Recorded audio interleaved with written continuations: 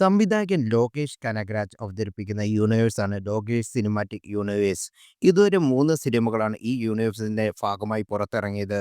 Kaithi, Vikram, deo എന്നിവയാണ് ഈ യൂണിവേഴ്സിന്റെ കീഴിൽ വന്ന സിനിമകൾ. രാഘവൻ ലോറൻസ് നായകനായെത്തുന്ന ബെൻസാണ് ഇനി യൂണിവേഴ്സിൽ പുറത്തിറങ്ങാൻ ഇരിക്കുന്ന അടുത്ത സിനിമ. ഇപ്പോഴത്തെ ചിത്രത്തെക്കുറിച്ച് മറ്റൊരു അപ്ഡേറ്റ് ആണ് സോഷ്യൽ മീഡിയയിൽ ചർച്ചാ വിഷയം. ചിത്രത്തിൽ മഡോണ സെബാസ്റ്റ്യൻ ഒരു പ്രധാന വേഷത്തിൽ എത്തുന്നുണ്ട്. റിപ്പോർട്ടുകൾ അനുസരിച്ച് ലിയോ എന്ന വിജയ് ചിത്രത്തിൽ അവതരിച്ച എൽസ ദാസ എന്ന കഥാപാത്രമായിട്ടാണ് മഡോണ ബെൻസിൽ എത്തുന്നത്. അങ്ങനെയാണെങ്കിൽ ലിയോയ്ക്ക് മുമ്പ് നടന്ന കഥയായിട്ടാണ് ബെൻസ് ഒരുങ്ങുന്നത് എന്ന് സോഷ്യൽ മീഡിയയിലുള്ള ചർച്ച. ഇതോടുകൂടി ബെൻസ് ലോകേഷ് ഈ സിനിമാറ്റിക് യൂണിവേഴ്സിൽ ഉൾപ്പെടുന്നതാണെന്ന് ഉറപ്പിക്കാമെന്നും കമന്റുകളുണ്ട്. ചിത്രത്തിൽ കാമിയോ റോളിൽ കമലഹാസനോ വിജയോ എത്തുമെന്നും ചർച്ചയാകുന്നുണ്ട്.